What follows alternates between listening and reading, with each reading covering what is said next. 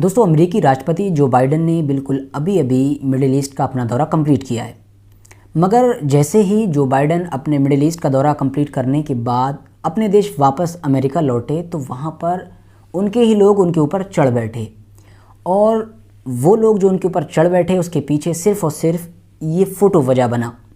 ये फ़ोटो बड़ी तेज़ी के साथ न सिर्फ पूरे अमेरिका में बल्कि पूरी दुनिया में ही वायरल हुआ, जिसके बाद मीडिया ने बार बार जो बाइडेन को सवाल पूछ कर परेशान कर दिया। इतना ही नहीं, उन लोगों ने इस चीज़ के नारे तक लगाए कि you have blood on your head, मतलब तुम्हारे हाथ में खून है। दरअसल दोस्तों, मैटर ये हुआ कि जो बाइडेन टूर पर गए थे मिडिल ईस्ट के, जहाँ पर सबसे पहले वो इजराइल गए, फिर पैलेस्टीन गए यानी फ़िलिस्तीन, उसके बाद सऊदी अरबिया जैसे देश गए। इसके पीछे उनके बहुत सारे मकसद जुड़े हुए थे, बहुत सारी ऐसी चीज़ें थीं जो बहुत टाइम से कामयाब नहीं हो पा रही थी। उनको कामयाब करना था जो बाइडेन को मिडिल ईस्ट का दौरा करने के बाद।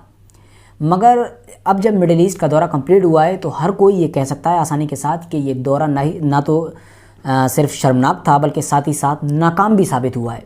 बल्कि जो बाइडेन को उल्टा अपना ही नुकसान हुआ ये दौरा करने से, फ़ायदा तो होना दूर की बात। अब ये सब कुछ कैसे हुआ ये आज की वीडियो में जानते हैं। फ़िलहाल वीडियो शुरू करने से पहले मेरी आपसे ये रिक्वेस्ट है कि आप लोग मेरे इस नया चैनल को सब्सक्राइब कर लें, क्योंकि पॉलिटिकल इश्यूज़ से रिलेटेड इसी चैनल पर मेरी वीडियोज़ आगे आती रहेंगी। दोस्तों, एक दौर था कि जब अमेरिका का राष्ट्रपति जो बाइडेन नहीं बल्कि ट्रंप हुआ करते थे। ये सन 2018 के दौर की बात है। उस दौर में जब ये इलेक्शन जीतने के लिए जगह जगह रैलियां कर रहे थे बाइडेन, तो इन्होंने एक रैली में ये कहा था सऊदी अरबिया के ख़िलाफ़ बोलते हुए कि ये देश जब मैं मतलब सत्ता में आऊँगा, जब मैं पावर में आऊँगा तो इस देश को के जो है होश उड़ा दूँगा, इसको अपनी औकात याद दिला दूँगा। इस तरह के मतलब कुछ उन्होंने अपने अल्फाज बोले। और ख़ास तौर से जो उसके रूलर हैं प्रिंस मोहम्मद बिन सलमान, उनके बारे में उन्होंने कहा कि ये एक कातिल इंसान है और जब मैं आऊँगा तो मैं इसको सज़ा दूँगा। ट्रंप जो है सऊदी अरबिया की तरफ कुछ ज़्यादा ही सॉफ्ट हैं, इतना सॉफ्ट उनको नहीं होना चाहिए। मैं दिखाऊंगा कि सऊदी अरबिया से कैसे निपटा जाएगा। अच्छा, ये सब कुछ इन्होंने इसलिए कहा था क्योंकि एक पत्रकार था जिसके बारे में आप में ज़्यादातर लोग जानते ही होंगे, जिसका नाम था जमाल खाशोगी। वो सऊदी अरबिया का पत्रकार था और अक्सर मोहम्मद बिन सलमान के ख़िलाफ़ लिखता रहता था। उसका कत्ल कर दिया गया। कहाँ किया गया? सऊदी अरबिया में नहीं बल्कि टर्की के अंदर इस्तांबुल में कत्ल किया गया। अमेरिकी जो बड़ी बड़ी एजेंसीज़ हैं उन्होंने ये दावा किया कि ये कत्ल सीधे तौर पर मोहम्मद बिन सलमान के इशारे पर करवाया गया था, बल्कि इनडायरेक्टली इस पत्रकार के कातिल सिर्फ़ और सिर्फ मोहम्मद बिन सलमान ही हैं। यही वजह थी कि उस दौर में मोहम्मद बिन सलमान को लेकर जगह जगह पर प्रोटेस्ट हुए थे और बड़े बड़े जो ह्यूमन राइट्स की ऑर्गेनाइजेशन है उन्होंने ये आवाज़ उठाई थी कि जल्द से जल्द मोहम्मद बिन सलमान को सज़ा दी जाए। मगर ज़ाहिर है कुछ हो ना सका और बाकी हम कह भी नहीं सकते कि रियलिटी क्या है। हुआ ये कि 2021 में बाइडेन पावर में आए। उन्होंने अपने कही हुई बात को सच करके भी दिखाया। उन्होंने एक के बाद एक लगातार सऊदी अरबिया के ख़िलाफ़ बड़े बड़े एक्शन लिए। इतना ही नहीं, जितनी भी डिफेंस डील थी इन दोनों के बीच सारी रिजेक्ट कर दी। कुछ एक दो होंगी जो कंप्लीट हुई, वरना सभी ख़त्म कर दी।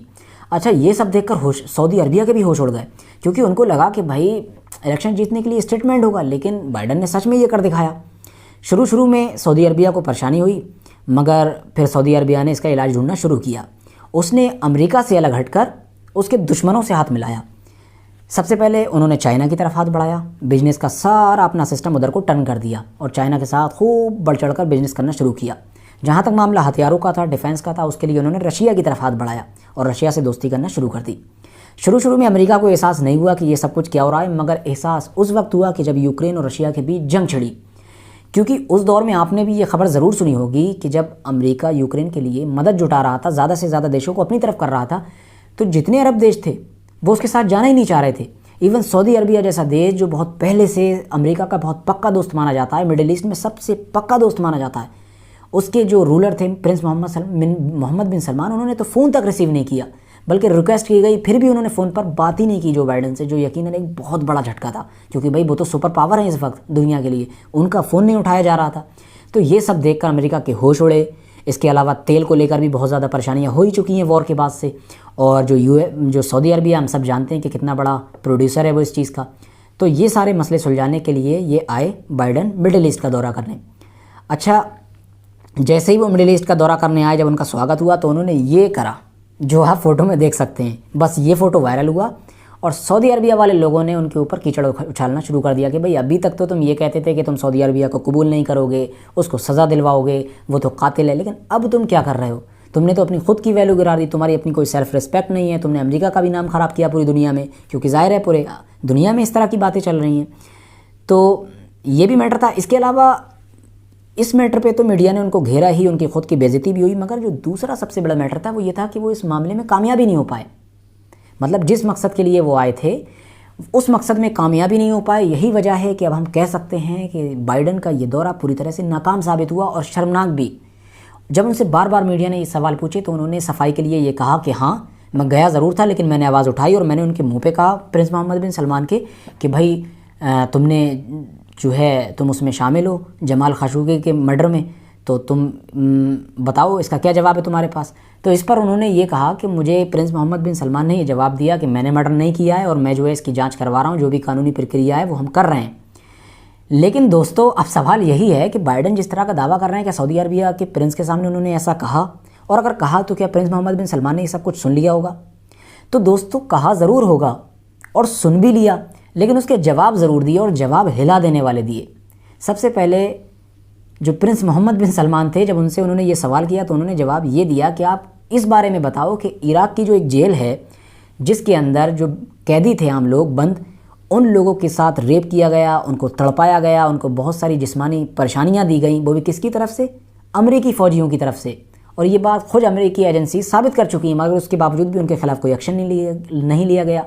अमेरिका की जो भी ह्यूमन राइट्स वाली ऑर्गेनाइजेशन है, जो बड़े बड़े दावे करती हैं, उन्होंने भी किसी ने भी आवाज़ नहीं उठाई, तो उनका हिसाब कौन देगा?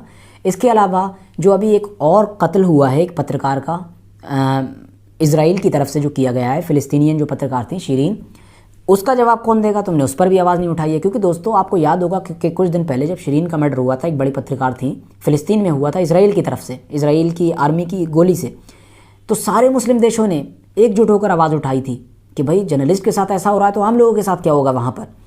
तो उसके बावजूद भी पूरी दुनिया में आवाज़ उठाई गई, बाइडन ने एक वर्ड नहीं बोला था। तो क्या सिर्फ वही पत्रकार है? हालांकि वो भी गलत है, लेकिन क्या ये पत्रकार नहीं है? या फिर मीठा मीठा हप हप कड़वा कड़वा थू थू, यही वाली कहावत फिट बैठ रही है?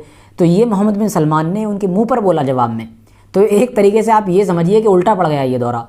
ऊपर से जो उनका वो रशिया वाला सीन था, उसमें इनकी ये कोशिश थी कि हम इसको मनाएंगे कि ये रशिया से तेल लेना बंद कर दे, क्योंकि हैरानी की बात यह है कि सऊदी अरबिया रशिया का सस्ता तेल ख़रीद रहा था, जबकि ये खुद भी तेल दुनिया को बांटता है, वो खुद तेल ख़रीद रहा है। उसकी वजह ये थी कि सऊदी अरबिया की ये प्लानिंग है कि वो सारा सस्ता कच्चा तेल रशिया से ख़रीद लेगा, क्योंकि वो सभी को दे रहा है इस वक्त, जो भी ले ले उससे, उसको फिर अपने पास जमा कर लेगा, आने वाले दिनों में उससे पेट्रोल डीजल इस तरह की चीज़ें बनाकर और महंगे दामों में बेचेगा। तो अमेरिका ये चाहता था कि वो सऊदी अरबिया से रिक्वेस्ट करे कि वो रशिया से तेल भी ना ख़रीदे और ख़ुद इतना ज़्यादा तेल प्रोड्यूस करे कि ज़्यादा से ज़्यादा, ताकि जो मार्केट में जो एक क्राइसिस चल रहा है तेल को लेकर और जो कीमतों पर उछाल आया हुआ है वो एक बार फिर से डाउन हो सके। मगर ये सारी चीज़ें भी सऊदी अरबिया की तरफ से पूरी तरह से नकार दी गई। उन्होंने कहा हम जिस तरह से चल रहे हैं चलते रहेंगे, आपको जो करना है करिए। तो क्लियरली अब ये दौरा नाकाम साबित हुआ। अरब में बहुत सारी बेइज्जती झेलना पड़ी एक तरीके से, आसान लफ्ज़ों में। फ़िलहाल आज की अपनी वीडियो को हम यहीं पर ख़त्म करते हैं। मिलते हैं जल्दी एक और नई वीडियो के साथ।